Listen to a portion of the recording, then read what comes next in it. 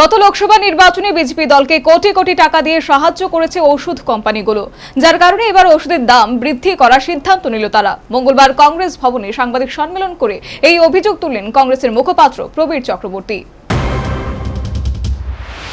2014 সাল থেকে বর্তমান সময় পর্যন্ত দেশে বিজেপির শাসনকালে দেশের অর্থনৈতিক পরিবেশ দুর্বল থেকে দুর্বলতর হয়েছে।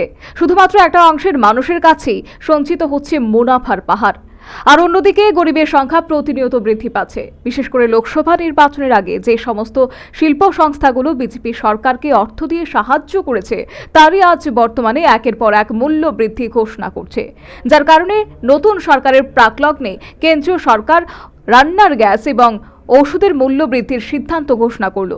সরকারের এই ঘোষণাকে তীব্র ভাষায় প্রতিবাদ জানালো ত্রিপুরা প্রদেশ কংগ্রেস, যার কারণে আগামী দিনে মূল্য বৃদ্ধির প্রতিবাদ জানিয়ে গণতন্ত্রপ্রিয় মানুষকে আন্দোলনে সামিল হবার আহ্বান জানালেন ত্রিপুরা প্রদেশ কংগ্রেসের মুখপাত্র প্রবীর চক্রবর্তী। মঙ্গলবার প্রদেশে আয়োজিত সাংবাদিক সম্মেলনে তিনি বলেন, লোকসভা নির্বাচনের আগে যাদের কাছ থেকে বিপুল পরিমাণ অর্থ আদায় করেছিল শাসক দল, আজ বর্তমানে তারাই ওই সমস্ত সামগ্রী মূল্য বৃদ্ধি করছে, যার মধ্যে রয়েছে ওষুধ কোম্পানিগুলো। এমনই অভিযোগ করলেন প্রবীর চক্রবর্তী।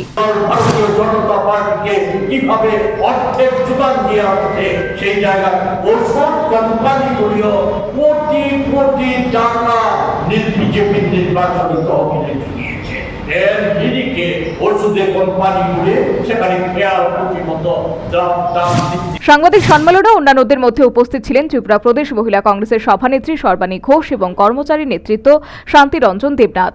বাংলা নতুন বছরের প্রাক্কালে রান্নার গ্যাস এবং ওষুধের মূল্য বৃদ্ধির প্রতিবাদ জানাবে ত্রিপুরা প্রদেশ কংগ্রেস দল। Bureau report, news vanguard.